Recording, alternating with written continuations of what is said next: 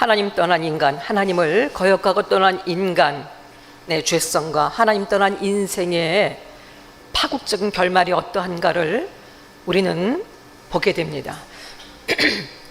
그런데 이 인간의 실존을 보게 되지만 더 놀랍게 우리가 발견하는 것은, 모든 성경이 그렇지만 이런 인간들을 왜 사랑하시는지, 왜 굳이 찾으셔서 이렇게까지 끝까지 책임지시고 이들을 살리려 하시는지, 끝까지 사랑하시는지, 그 넓이와 깊이를 알 수 없는 하나님의 그 절대적인 은혜와 사랑을 보게 되는 것이 너무나 놀랍습니다. 인간이 얼마나 악한고 얼마나 대책 없는 인생인가를 보는 것도, 우리의 자신의 실존을 아는 것도 중요하지만, 우리에게 이런 우리를 끝까지 사랑하시는 하나님이 계시다는 것을 아는 것은 우리 인생에 너무나 중요한 일입니다. 하나님을 배반하고 스스로는 구원의 길에 이를 수 없는 것이 모든 인생에 주어진 것이었습니다. 스스로 구원에 이를 수 없었습니다. 멸망받을 수밖에 없었습니다. 그런데 하나님의 이런 인생 가운데 찾아오셔서 그 사랑이 왜 그런지 알지 못합니다. 우리가 사랑받을 만한 그런 가치와 그럴 만한 조건이 있어서 전혀 없는 우리들을 왜 하나님이 그렇게 끝까지도 사랑하셨는지 우리는 그 사랑의 깊이를 알 수가 없습니다. 하지만 하나님은, 팩트는 하나님이 우리를 무조건적으로 사랑하셨다는 것입니다. 찾아오셔서 구원해 내셨을 뿐 아니라 그 인생에 끝까지 개입하시면서 그 인생을 정말로 하나님이 복을 주실 만한 그 인생 복된 자리로 이끄시고, 또 친히 우리의 아버지가 되어주셔서 우리의 인생의 모든 것들을 바꿔주신 하나님의 사랑을 우리는 면면히 볼 수가 있습니다. 우리는, 사랑하는 여러분, 하나님 떠나서는 살 수 없는 존재들입니다. 하나님 없이는 살 수 없습니다. 하나님 떠나서는 안 되는 존재들입니다. 하나님 때문에 다시 살게 된 존재들입니다. 하나님은 우리 인생의 모든 문제의 답이 되십니다. 우리 인생의 모든 순간에 나갈 길이 되어주십니다.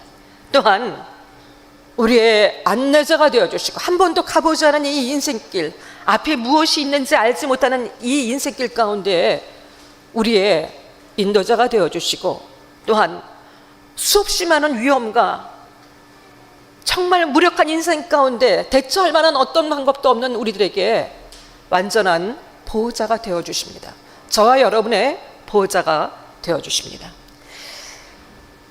이런 아버지를, 우리를 자녀 삼아주신 하나님, 우리 아버지가 되시기를 자청하시고 우리를 자녀 삼으셔서 우리 인생을 끝까지 책임지시고 이끌어 가시는 이 하나님을 믿는다는 것이, 여러분, 우리에게 얼마나 큰 특권과 얼마나 큰 기쁨이겠습니까?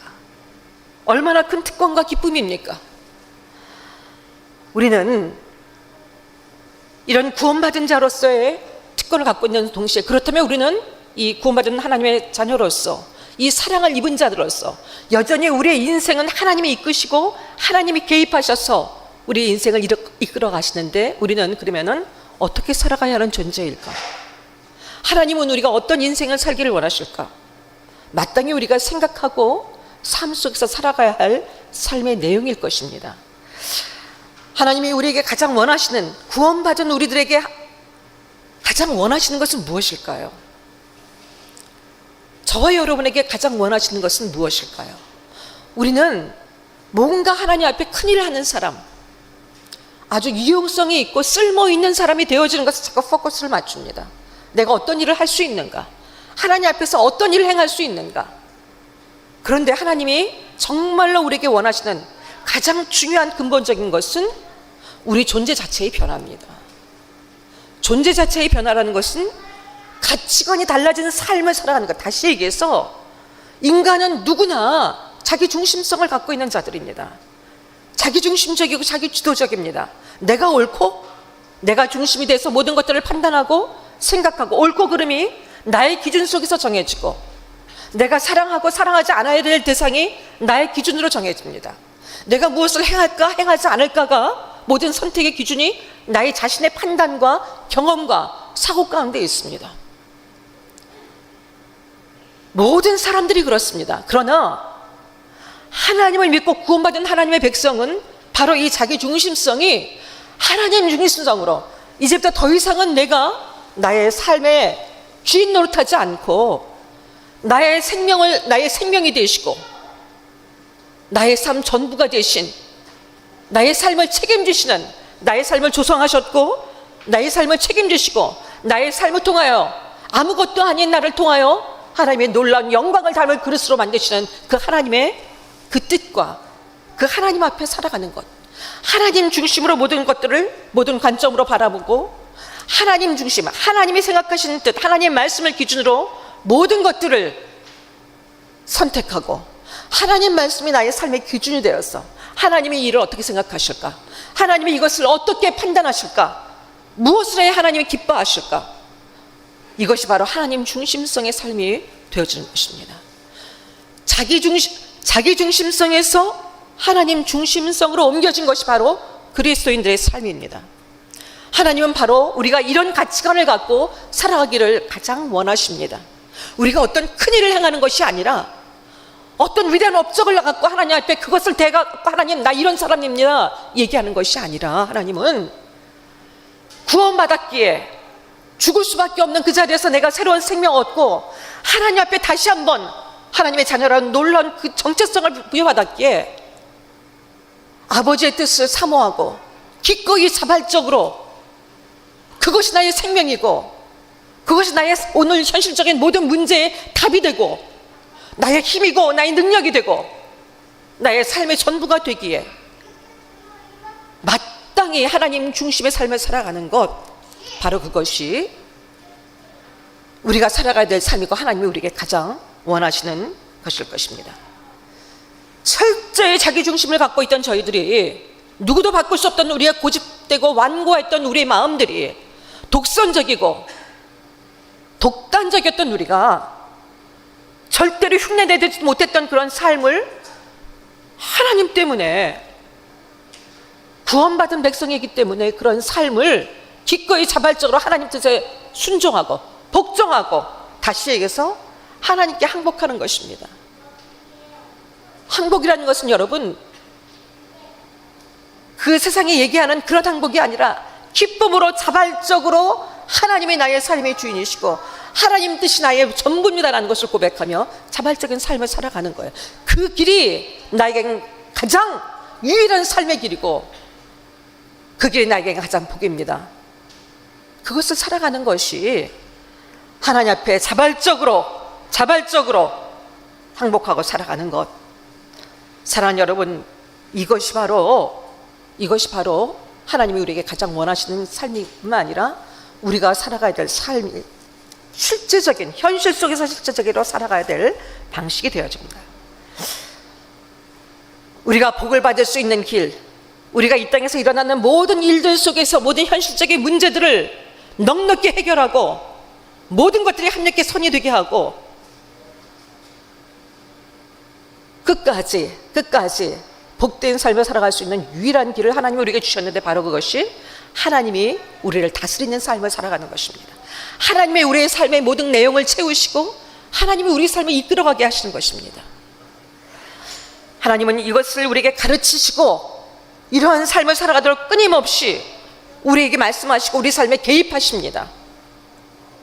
한 번 구원하시고 그냥 바라보시는 것이 아니라 우리의 삶 속에 개입하셔서 우리를 지속적으로 이런 삶을 살아갈 수 있도록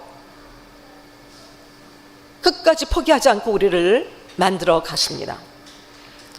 삶의 변화를 이루지 못할 때 여전히, 여러분 생각해 보세요. 내가 그 하나님의 사랑을 안다면, 그 은혜를 안다면 어떻게 바뀌지 않을 수가 있겠어요?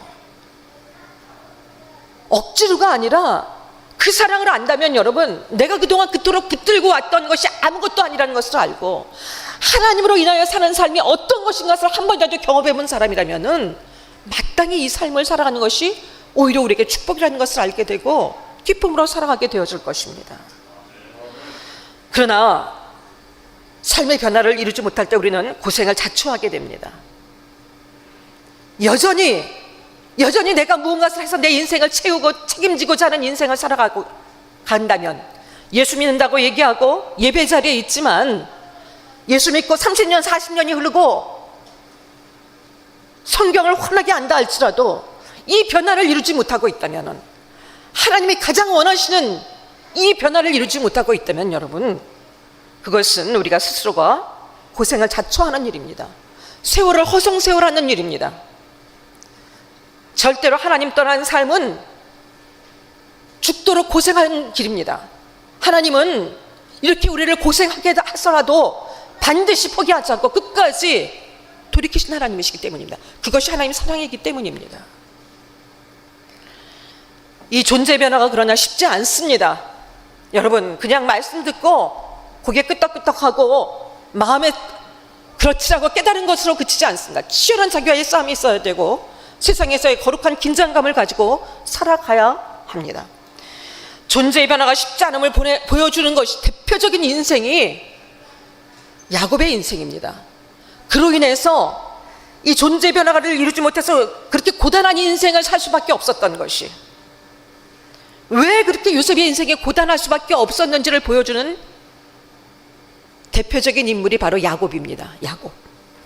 야곱은 스스로가 이렇게 고백했습니다. 창세기 47장 9절 말씀에 보게 되면요, 바로 왕 앞에, 애굽의 왕 앞에 섰을 때 자기 자신을 소개하는데 이렇게 소개했습니다.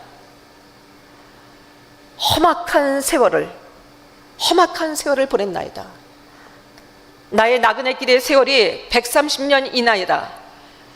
그런데 못되지만 우리 조상의 나그네 길의 연조에 미치지 못하나 나의 삶은 아주 험악한 세월이었습니다. 스스로가 자기의 인생을 험악한 세월을 보냈다고 고백합니다. 야곱의 모습은 사실은 우리와 가장 닮은 꼴의 모습이기도 합니다. 우리 자신의 모습입니다. 야곱의 실패와 야곱의 수없이 많은 것들을, 죄악들을 보면서 우리는 야곱을 얼마든지 정죄하지만 사실은 그것이 우리와 가장 닮은 꼴이고 우리 자신의 모습이라는 것을 우리는 기억해야 합니다. 야곱의 스토리는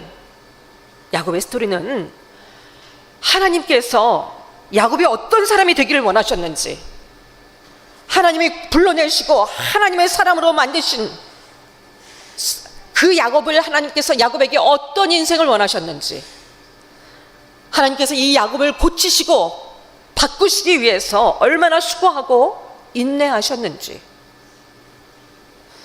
야곱은 어떠한 저항을 하며 고난을 자초하며 험악한 인생을 살았는지 우리에게 교훈하고 있습니다.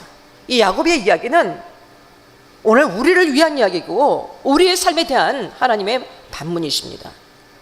다시 얘기해서 하나님께서 저와 여러분이 어떤 사람이 되기를 원하시는지, 오늘 어떤 삶을 살아가길 원하시는지, 하나님께서 저와 여러분을 어찌하든지 세워가시고 고치시려고 지금도 어떻게 우리의 인생 속에서 개입하시고 얼마나 인내하고 계시고 얼마나 수고하고 계시는지, 얼마나 기다려주고 계시는지, 우리는 어떠한 저항을 하며 끊임없이 반복되는 실수를 자행하며 고난을 자초하는 삶을 살아가고 있는지를 우리에게 교훈하고 있습니다. 야곱은 대표적인 자기 중심성의 사람입니다. 모든 인생이 그러하지만 성경에 기록되어 있는 인물들 중에서 대표적인 자기 중심성의 사람입니다. 야곱이란 이름 자체가 하나님을 속이는 자, 발뒤꿈치를 잡는 자, 이런 뜻입니다. 야곱은 어렸을 때부터 아버지 아브라함과 이삭을 이어지는 그 믿음의 계보 속에서 당연히 하나님의 어떤 분이신지에 대해서 아주 정말로 어렸을 때부터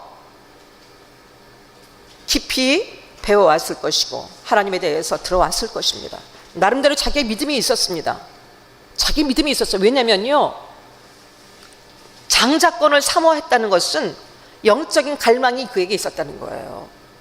하나님을 향한 믿음이 없었던 것이 아닙니다. 하나님을 갈망하는 그 믿음이 있었고 열정이 있었습니다.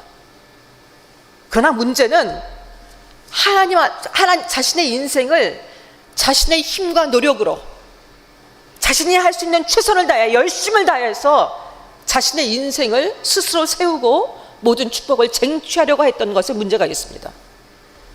야곱은 자신의 유익과 목적을 위해서는 수단과 방법을 가리지 않았습니다. 자신이 할 수 있는 모든 방법을 통해서 자신의 인생을, 자신의 유익을 구했고 자신의 인생을 스스로 세우고자 했습니다. 리브가의 복중에 있을, 어머니 리브가의 복중에 있을 때부터 야곱은 하나님 앞에 장자로 선택된 하나님의 선택이, 주권적인 선택이 그러했습니다. 그냥 하나님의 섭리 속에서 있었으면 하나님께서 그를 장자로 세우시고 정말 이 험악한 세월을 살지 않았을 것입니다.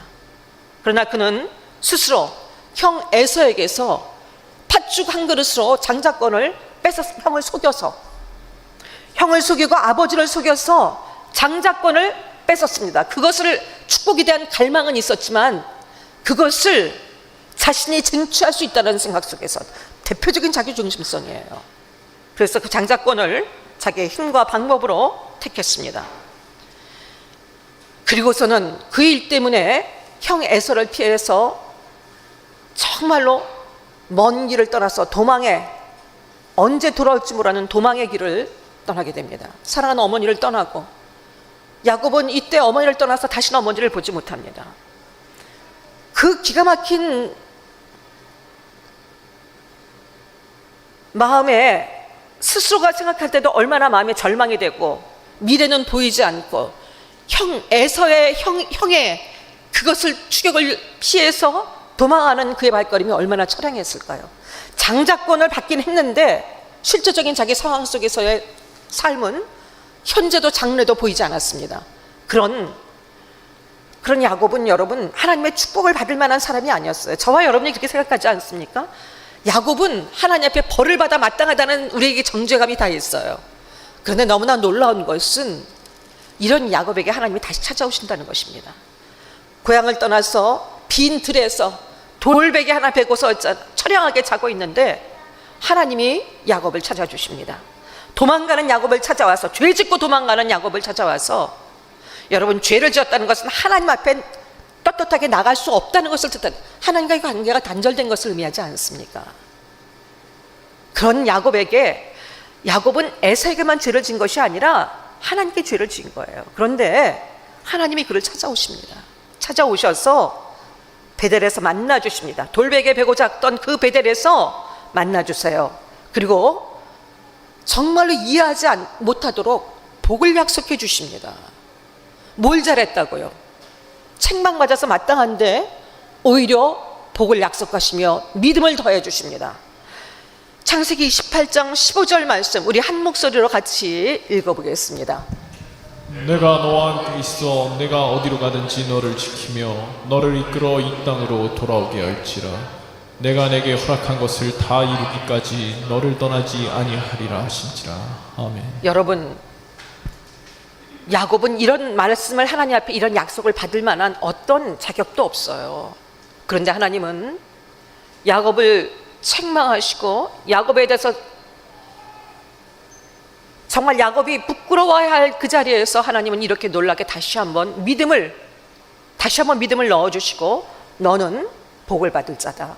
그리고 내가 너와 함께 있으면 반드시 그 일을 이룰 거야. 나는 너에게 목적을 두고 있고 나는 반드시 너에게 그 삶을 살게 할 것이다. 너무나 놀랍게 약속하시고 믿음을 심어주십니다. 야곱은 하나님에 대해서 이 자리에서 믿음의 성원을 합니다. 물론 너무나 부족한 서원이지만 하나님 앞에, 하나님, 이 약속을 주셨으면 하나님 감사합니다, 믿겠습니다 이래야 되는데, 하나님, 만약에 제가 여기 이제 안전하게 다시 돌아오게 된다면 내가 하나님을 하나님으로 섬기고, 그리고 또 하나님 앞에 예배자가 될 것이고, 또 하나님 앞에 11조 예물을 드리겠습니다.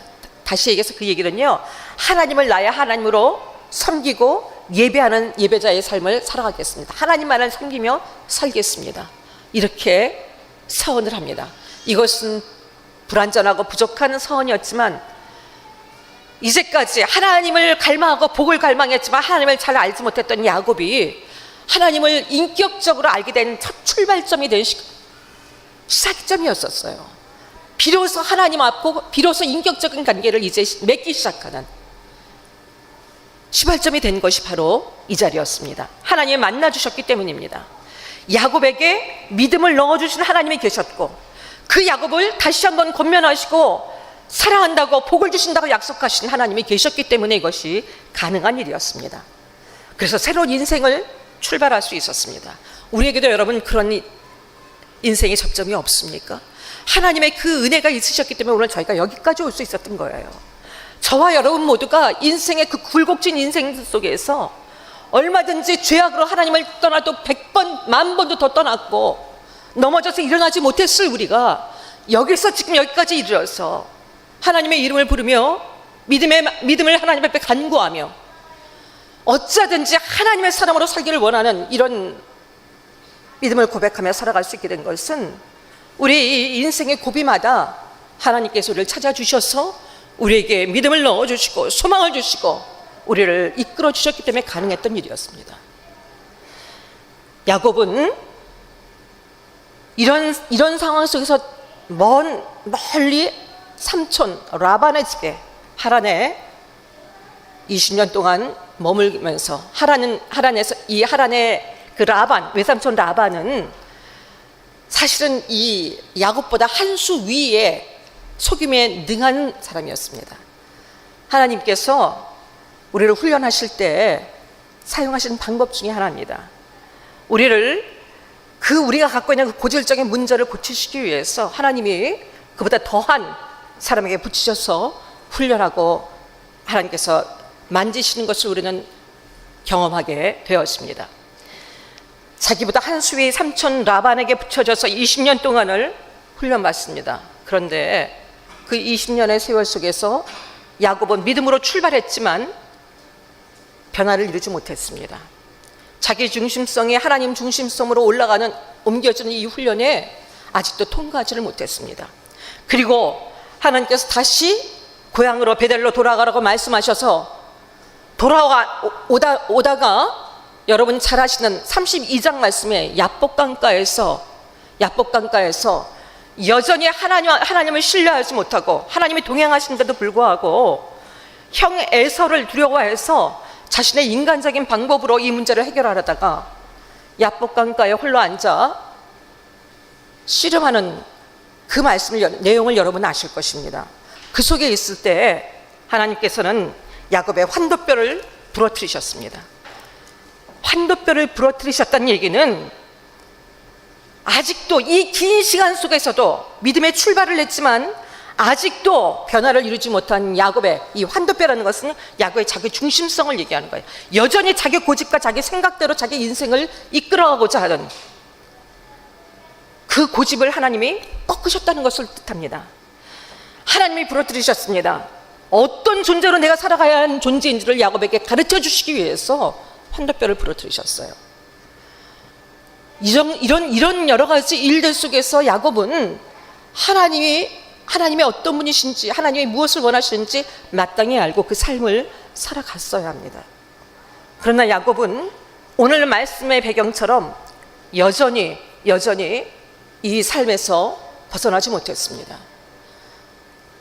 하나님께서 베델로 가야 하는 것인데 다시 하나님과 약속한 그곳에 가서 하나님 앞에 나가야 하는 것인데 밧단 하란에서 돌아와서 야곱이 정착한 곳은 세겜이었습니다. 세겜이란 땅이었습니다. 여기서 10년 정도를 머뭅니다. 그냥 잠시 머무는 것이 아니라 10년을 머뭅니다. 자신이 선택한 땅입니다. 이 세겜은 그동안 두려웠던 그 에서의 이제 두려움의 문제도 해결되었고 자기를 힘겹게 했던 외삼촌 라반도 없습니다. 그러니까 야곱의 마음속에서는 나름대로 너무 자유함과 지금 현재의 삶에 나름대로 만족하고 안주하고자 하는 그런 선택 때문에 이 야곱은 세겜에 정착을 했습니다. 그러나 우리는 이렇게 얘기해요. 나는 얼마든지 내 믿음을 지킬 수가 있어. 나는 하나님께 받은 사랑과 은혜를 잊을 수가 없기 때문에, 나는 훈련받았기 때문에 나는 절대로 하나님 앞에 이 믿음을 지킬 수 있어 얘기하지만 사랑하는 여러분, 그렇지 않습니다. 우리 자신이 그렇지 못한 존재이고요, 아무리 결단해도 그렇게 갈 수 있는 존재들이 아닙니다. 우리가 그런 삶을 살아갈 수 있는 것은 매 순간 하나님과의 이 하나님과의 관계 속에서 하나님이 우리를 이끄시고 그 속에서 갈 때 그것이 가능한 일입니다. 그것이 가능한 일이에요. 그런데 이 믿음은 저절로 생겨지지 않습니다. 환경의 지배를 받고요, 우리의 마음은 언제든지 옛 삶에 자기중심성으로 회귀하고자 하는 강한 이 죄성이 여전히 우리 안에 있기 때문에 저절로 믿음의 삶의 자리에 우리가 있지 않게 되어집니다. 아무리 하나님의 은혜를 받았어도 실제적인 삶의 자리에서는 엉뚱한 삶의 자리를 살아가게 되는 것이 대부분의 우리의 삶의 모습입니다. 이 야곱은 그렇게 많은 하나님의 은혜를 입었고 많은 순간 하나님과의 만남이 있었고 하나님이 자신의 삶 속에 어떻게 역사하신 건지를 모르지 않았어요. 어떻게 살아야 하는지도 모르지 않았을 것입니다. 그러나 그는 마땅히 하나님 앞에 자신이 서원한 것처럼, 하나님 정말 하나님께 돌아오게 하셨거든요. 그렇다면 하나님 앞에 마땅히 예배자로서 하나님의 어떤 신분인지를 기억하면서 그 앞에 살아갔어야 돼요. 그런데 말씀에서 보면 알 수 있지만 야곱은 그 믿음을 지키지 못하고 세속화되어졌고 우상, 그 당시 그 땅의 문화 속에서 그것들을 혼합신앙을 받아들였고 하나님을 물론 섬기지만 그 세상 속에서의 우상과 이 타협하는, 적당히 타협하는, 용납하는 그런 삶을 살아갔습니다. 이곳에서 외동딸 디나의 강간 사건이 생겨집니다. 그 세겜 땅에 가장 높은 그 추장의 아들이 디나를 탐하고 결국 이것 때문에 야곱과 혼인하고자 얘기합니다. 그런데 이것을 해결하는 이 일정을 보게 되면요, 야곱이 이 일에 대해서 하나님 앞에 정말로 엎드리고 이 죄에 대해서 자신을 돌아본다거나 이런 얘기가 없어요. 야곱이 관심 있었던 것은 유일하게 자기 목숨이 아니었습니다. 이 사건이 벌어졌을 때 이 딸 디나의 강간 사건 때문에 아들 시므온과 레위가 가서 할례를 빙자했어. 할례는 하나님의 자녀라는, 하나님의 사람들이라는 정체성의 표시예요. 그런데 그 거룩한 할례를 방법 삼아서 이 세겜 사람들을 다 속여서 다 죽여버립니다. 할례를 행하면 너희와 사돈을 맺고 너희와 결혼하겠다. 그래서 사람들이 할례를 받아서 고통당하고 있는 자리에 들어가서 다 죽여버립니다. 그런데 이런 사건을 야곱이 이 일에 대해서 어떤 것도 거론하지 않습니다. 딸이 이방 가나안 땅의 사람들과 결혼하게 됐다는 사실, 이렇게 정말 할례를 빙자로 해서 이런 큰 죄악을 범했다는 사실, 하나님 앞에서 이것에 대한 어떤 언급도 없이 그가 하는 얘기는 이것입니다. 내가 어떻게 이제 나를 다, 모든 사람들이 나를 죽이려고 할 텐데, 나와 내 가족을 다 죽이려고 할 텐데 너희들이 왜 이런 일을 행했냐고 오히려 자식들을 나무라는 것을 볼 수가 있습니다. 그만큼 야곱은 많이 세속화되어졌고 그의 신앙은 여전히 이 땅의 전부에, 이 땅에 묶여 있었고 변화를 이루지 못했습니다. 야곱은 더 이상 이 세겜에서 살 수가 없었습니다. 모든 사람들이 그를 죽이려고 했습니다. 원수가 되었습니다. 이렇게 낭패와 두려움의 때에 하나님이 또 야곱을 찾아주십니다. 여러분, 우리가 하나님의 사랑 막연하게 얘기를 하는데요, 이것이 우리에게 어떤 삶 속에서 우리에게 어떤 의미인지를 하나님이 야곱에게만 그렇게 하셨겠습니까?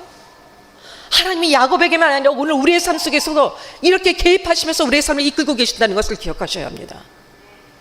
디나의 사건은, 딸의 강간 사건은 인간적인 관점에서는 고통이지만 야곱을 살리고 야곱을 다시 회복시키고자 하는 하나님의 개입이셨습니다. 물론 하나님이 허락하신 건 아니에요. 하지만 자초했던 일입니다. 그걸 통해서 고통을 당하게 됐고 하나님은 그 상황 속에서 다시 한번 다시 한번 야곱을 부르십니다. 약속의 자리로. 너는 이렇게 살아서는 안 되는 사람이야. 너는 이렇게 살아서는 안 되는 사람이야. 내가 내 하나님이 아니냐? 네가 누군가를 기억하고 살아라. 다시 한번 하나님께서 야곱을 초청하십니다. 야곱이 단을 쌓겠다고 약속했던 베델로 가서, 다시 베델로 가서 제단을 쌓으라고 다시 얘기해서 하나님을 찾아 예배하라고 말씀하십니다. 오늘 그것이 본문의 전체의 내용입니다. 베델은 하나님의 집이라는 뜻입니다. 베델로 가라는 얘기는요, 베델로 가라는 얘기는 그 당시는 지명이기도 하지만 베델로 돌아간다는 것은 하나님께 돌아간다는 것을 뜻합니다.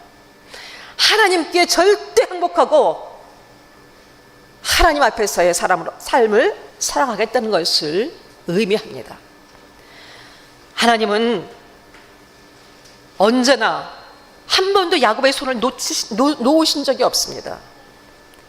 이 말씀을 듣고 계신 사랑하는 성도 여러분 중에서도 자신의 인생을 돌아볼 때 내가 그토록 망나니 짓하고 그토록 죄 지었을 때, 그런데 하나님이 안 계신 것 같던 순간들, 그런데 오늘 내가 이렇게 하나님의 이름을 부르며 믿음의 자리에 서 있다는 것, 이건 이제까지 하나님께서 여러분의 손을 놓지 않으셨다는 증거입니다. 하나님은 우리가 직면하고 있는 모든 현실적인 문제에 답이 되십니다. 야곱은 이 문제를 해결할 수 있는 어떤 방법도 없었습니다. 심각한 문제였습니다. 더 이상 삶 속에서 자신이 할 수 있는 것이 없었어요. 모든, 자기는 지금 거기에 나그네처럼 들어와 있는 사람인데 그 땅의 모든 사람들이, 가나안 족속들이 전부 다 야곱을 원수가 되어졌고 야곱을 죽이고자 합니다. 그런 야곱에게 여러분, 이 문제를 해결할 수 있는 방법이 뭐가 있을까요? 그에게는 이 문제를 해결할 수 있는 능력이 없었습니다. 우리도 그런 삶 속에 처해 경우들이 많이 있습니다.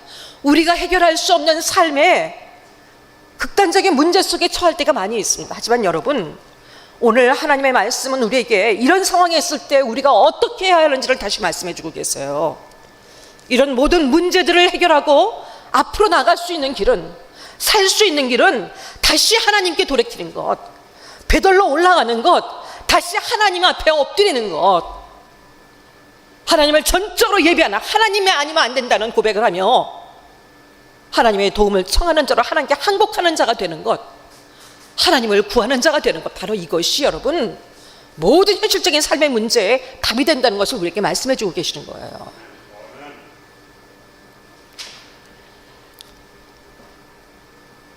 자기 중심으로 자신이 이제까지 세워왔던 삶이었어요. 야곱처럼 여러분 열심히 성실히 살았던 사람 흔치 않습니다. 라반의 집에 있을 때도요, 쉬지 않고 일했어요. 언제나 무슨 일을 할 때 게으르지 않았습니다. 인간적인 관점에서는 성실했어요. 그런데 문제는 자기 힘으로, 자기의 성실함으로 자신의 인생을 좌지우지하고 자신의 삶을 세워가고자 했던, 자신이 해결할 수 있다고 생각하고 그렇게 실패를 거듭하는 가운데 있어서도 여전히 자신의 주도를 내려놓지 않았다는 것에 야곱의 실패의 원인이 있는 것입니다. 하나님은 이런 정말로 하나님을 참되게 예배하는, 하나님을 하나님만으로 섬길 수 없었던 삶을 살아가는 삶은요, 예배가 뭡니까? 하나님이 나의 삶의 주인이시라는 고백과 하나님 없이는 살 수 없다는 거예요. 저는 하나님 떠나서는 살 수 없고 하나님 아니면 저는 아무것도 아닙니다. 하나님 없으면 살 수 없습니다. 이것을 고백하고 하나님 앞에 그것을 결단하는 것이 예배입니다. 그것이 있을 때 우리의 삶은, 여러분, 우리의 삶은 하나님 앞에서 하나님이 책임져 주시고 하나님이 보장해 주시는 거예요. 그런데 야곱은 이 뻔한 싸움 앞에서 언제든지 이 주도권을 하나님께 맡기지 않고 자신이 책임지려고 했어요. 자신이 할 수 있는 걸 하려고 그랬어요. 그 삶의 결과가 여러분, 인생의 그 시간들을 험악하게 돌아올 수밖에 없고, 수없이 많은 인간으로서의 가장 큰 아픔과 비극들을 겪으면서 가족이 완전히 어머니를 다시 보지 못하게 되고, 하나밖에 없는 형과 원수가 되어지고, 하나밖에 없는 딸이 강간을 당하고, 별별 일들을 얼마나 많이 겪습니까? 그렇게 힘든 세월을 살아왔던 이유는요, 한 가지였어요. 하나님이 이끄시는 삶을 거절하고 자신이 이끌고 자신이 책임지는 삶을 살고자 했기 때문이에요. 사랑하는 여러분, 우리의 삶의 실패와 고난은 하나님이 다시 우리를 베델로 부르시기 위한 하나님의 부르심이에요.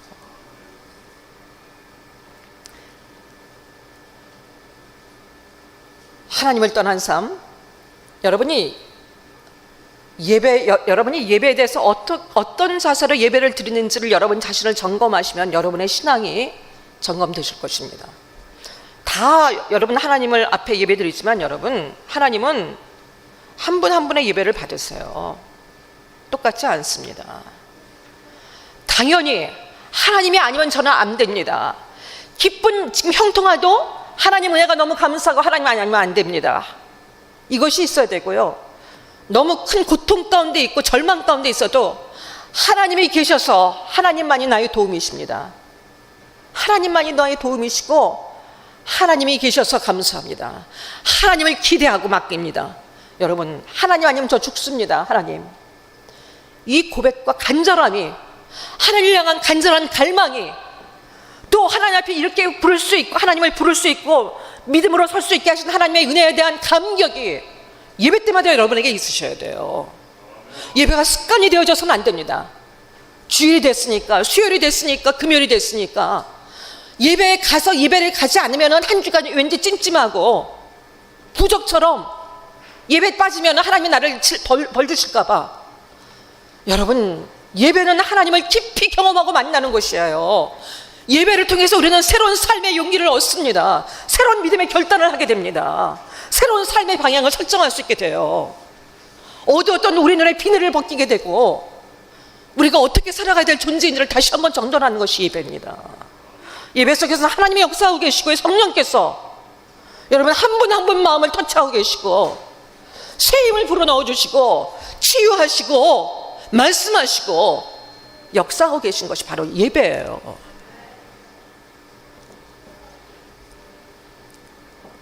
저와 여러분의 예배가 매번 지금 이 예배는 지나가 버리면 다시는 없어요. 오늘 우리가 드리는 이 예배는 우리 인생에 한 번밖에 없는 예배입니다. 내일 드리는 예배는 또 다른 예배가, 새로운 예배가 되는 거예요. 더 나은 믿음으로, 더 새로운 믿음으로, 더 새로운 헌신으로 하나님 앞에 서야 하는 것이 우리의 자세입니다.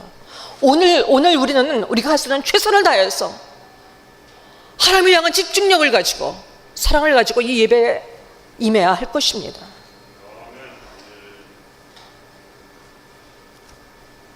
야곱은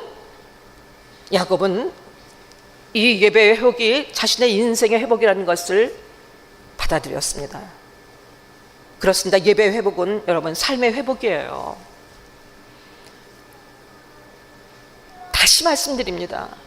여러분이 예배 하나님 앞에 드리는 예배 여러분이 어떤 마인드로, 어떤 중심으로 예배를 통해서 어떤 변화를 이루어지는가가 여러분 삶 속에 삶의 변화로 이루어지는, 여러분 인생의 변화를 이룬다는 것을 꼭 기억하십시오.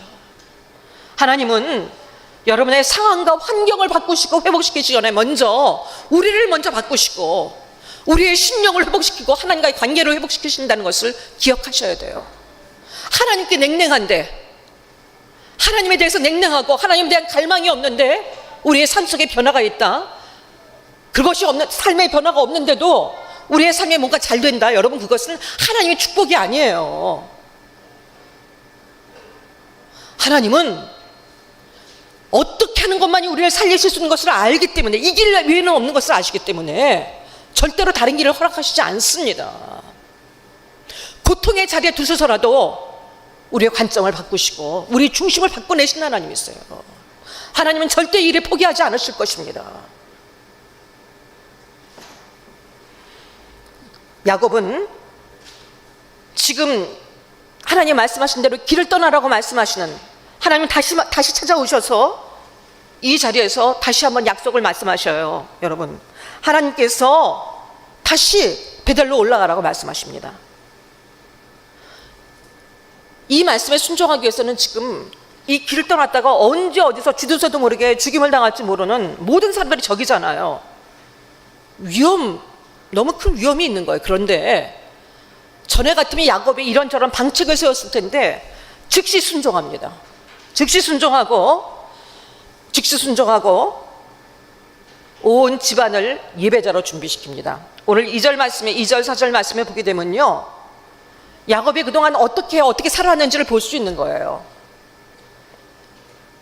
자기와 함께 모든 자에게 너희 중엔 이방 신상을 버려라, 자신을 정결하게 해라, 너희들의 의복을 바꿔 입으라. 다시 얘기해서 의복을 바꿔 입는다는 것은요, 너희들의 정체성을 다시 한번 확인하고 다시 한번 너희들의 삶의 태도를 바꾸라는 것입니다.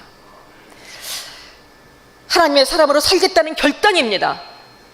하나님 앞에 가기 위해서 이것들을 먼저 정돈합니다. 예배자로 서기 위해서 자기 안에 있던 우상들과 자기 안에 무너졌던 자기 안에 있던 모든 죄성, 하나님에 대한 이 모든 잘못되어진 것들을 먼저 정돈합니다.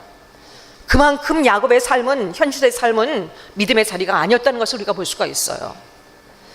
온 집안을 예배자로 준비시키고 하나님을 만나고 예배하기 위해 베델로 올라갑니다. 우리가 일어나 베델로 올라가자. 내 환난 날에 내게 응답하시며 내가 가는 길에서 나와 함께 하신 하나님께 내가 거기서 제단을 쌓으려 하노라. 내가 하나님 앞에 예배자로 서자. 예배자로 서는다는 것은요, 하나님이 나의 하나님이시고 하나님이 나의 삶의 주인이시고 나는 기꺼이 하나님께 항복하겠습니다의 자기 선언이고 고백이에요. 하나님, 그토록 하나님이 원하셨던 그 삶은 제가 이제 살겠습니다. 믿음의 고백입니다. 하나님이 평생 동안 야곱에게 원하셨던 거예요. 하나님이 야곱에게 원하셨던 것입니다. 저와 여러분에게 오늘 원하시는 것입니다. 하나님은 오늘 우리가 얼마나 유용성 있는 사람인가, 얼마나 세상에서 인정받는 사람이고 내가 어떤 일을 할 수 있는 사람인가에 관심이 없어요. 하나님은 혼자서도 모든 일을 다 이루시는 분이세요. 하나님은 우리가 어떤 사람인가에 관심이 있으십니다. 어떠한 사람으로 하나님 앞에 어떤 삶을 살아가는 자들인가. 예수 믿는다면은 예수 믿고 그저 하나님 손에서 복만 받으려는 것이 아니라, 야곱이 그랬어요. 하나님을 모든 복을 받는 도구로만 생각을 했어요. 그게 아니라 예수를 믿는다는 것은, 구원받았다는 것은, 하나님의 자녀가 되었다는 것은 철저히 하나님이 우리를 다스리시고 우리의 삶의 주인으로 우리의 삶을 이끌어 가시도록, 그 삶의 길은 우리에게 가장 완전하고 안전한 길입니다. 가장 복된 길입니다. 유일하게 우리에게 복된 길입니다. 하나님은 우리에게 좋은 것만을 주시는 하나님이시거든요. 생명을 주신 하나님께서 어떻게 우리에게 모든 좋은 것을 아끼시겠어요? 모든 선하고 좋은 것들은 하나님께로부터 남는데요. 그 하나님을 따라가는 우리의 인생은, 하나님께 항복하고 따라가는 삶은요, 여러분, 우리의 삶을 만족함이 없는 이 땅에서 삶에 만족을 주고요, 하나님 앞에서 왜 살아가는지 삶의 목적과 방향을 바로 갖고 살게 하시고요, 또 우리는 감히 꿈도 꿀 수 없는 하나님의 목적과 영광을 위해서 사용되는 하나님의 사람들로, 아주 가치 있고 존귀한 사람들로 이 땅의 삶을 살아가게 하십니다. 하나님이 평생 동안 야곱에게 원하셨으나 야곱이 이 자리에 오기까지 너무나 오랜 시간이 걸렸어요. 너무나 오랜 고난의 시간들이 있었어요. 야곱이 그토록 행했던 열심과 야곱이 했던 모든 열정과 모든 수고들은 아무것도 아니었던 것을 우리는 보게 됩니다. 사랑하는 여러분, 여러분이 여러분의 삶 속에서 정말 저는 여러분들이 하나님의 사랑을 입으신 자들인 것을 저는 믿습니다. 지금도 여러분의 삶 속에서 하나님이 여러분의 삶을 구체적으로 이끄시고 보호하시고 주도하고 계신 것을 저는 믿습니다. 여러분 자신도 여러분의 삶 속에 어떤 다른 것도 여지가 들어가지 않도록 하나님이 여러분의 삶을 책임지시고 이끌어 가시도록, 하나님의 뜻대로 여러분의 삶을 이끌어 가시도록 기꺼이 감사함으로 여러분 자신의 삶을 내어드리기를, 주도권을 내어드릴 수 있기를 간절히 바라고 원합니다. 그것을 결단할 수 있는 오늘이 되어지길 바랍니다. 내가 생각했더니, 내가 판단했더니 아무 소용없어요. 여러분, 하나님이 이 일을 어떻게 생각하시고 어떤 계획을 갖고 있느냐가 중요한 것입니다. 그것에 순종할 때 하나님은 하나님 자신이 자원이 되시고 능력이 되셔서 이 모든 일들을 여러분의 삶 속에서 다 이루시는, 넉넉히 이루시는 하나님이세요. 하나님은 이 자리에 다시 한번 야곱이 베델에 올라가서 단을 쌓는 그 자리에 하나님께서 다시 복을 약속해 주십니다. 오늘 9절부터 12절 말씀에 야곱이 드디어 올라가죠. 그랬을 때 하나님께서 다시 나타나서 또 복을 주십니다. 복을 주시고요, 나는 전능한 하나님이라 생육하며 번성하라. 백성과 백성들의 총회가 내게서 나오고 왕들이 내 허리에서 나오리라. 아브라함에게 주셨던 약속에 더해서 왕권에 대한 약속을 주십니다. 야곱이 여러분 이런 하나님의 약속과 축복을 받을 만한 그런 인물이 결코 아니었던 것을 저와 여러분이 압니다. 하나님은 이렇게 이것을 말씀하실 이유가 전혀 없으신 야곱은 오히려 책망받고 그렇게 미련하고 그렇게 고집쟁이고 그렇게 완악한 것에 대해서 책망받을 수밖에 없는 인생이었고 끝까지 험악한 인생 살다가 그대로 그냥 죽을 수밖에 없는 인생이었는데 하나님께서 이를 오히려 복을 주시는 것을 우리가 보면서 사랑하는 여러분, 이름을 이스라엘로 불러주십니다. 이 이스라엘이라는 이름은요, 뭐 하나님과 겨루어 이겼다 이런 뜻이지만 영적 축복을 받았다 이런 뜻이에요. 하나님의 도우심을 입었다, 하나님과 함께하는 사람이 되었다 이런 뜻입니다. 하나님 이 약속은요 이미 10년 전에 야복강가에서 받았던 거예요. 그런데 하나님이 그렇게 살지 못했던, 약속을 받았으나 그렇게 살지 못했던 야곱에게 다시 한번 이 약속을 상기시켜 주시고 그 약속을 누리는 자가 되라고 다시 한번 복을 빌어주십니다. 사랑하는 여러분, 형편없는 야곱을 끝까지 이끄시고 행복하게 하신 하나님의 사랑 때문이었습니다. 그래서 야곱은, 이름도 부끄러웠던 그 야곱은 하나님께서 아브라함의 하나님, 이삭의 하나님, 야곱의 하나님이라고 이렇게 야곱의 하나님이라 부르기를 부끄러워하지 아니하시고 기꺼이 그의 하나님이시라고 스스로 자신을 내어주시는 놀라운 영예로운 자리에 서게 되었습니다. 다 야곱 같은 우리들입니다. 예수님의 우리는 더 큰 사랑을 받았습니다. 일방적인 사랑과 은혜로 구원받았고 예수님과 동행하고 함께하는 삶, 영생을 약속받는 삶은 우리들은 살고 있습니다. 그럼에도 불구하고 우리는 여전히 세겜 땅에 머물러 있는 자들입니다. 오늘 그런 우리들에게 야곱을 포기하지 않았던 하나님께서 오늘 다시 한번 우리에게 말씀하고 계십니다. 다시 베델로 오라. 다시 하나님께로 오라. 하나님을 바라보고 있었다면 더 깊은 믿음의 자리에 내 마음이 나도 알지 못한 가운데서 하나님과 다른 길을 바라보고 다른 것을 바라보고 가고 있다면 하나님께로 돌이키라고. 그것이 우리의 삶의 유일한 복된 길이라는 것을, 하나님 앞에 가장 영광된 길이라는 것을 다시 한번 우리에게 말씀하시는 그 하나님의 권고 앞에 사랑하는 여러분, 즉시 결단하시고 항복하시고 여러분 하나님과의 관계가, 여러분의 예배가 회복되는 여러분의 삶이 되어주시기를 예수 그리스도의 이름으로 간절히 축복합니다. 아멘. 함께 기도하시겠습니다.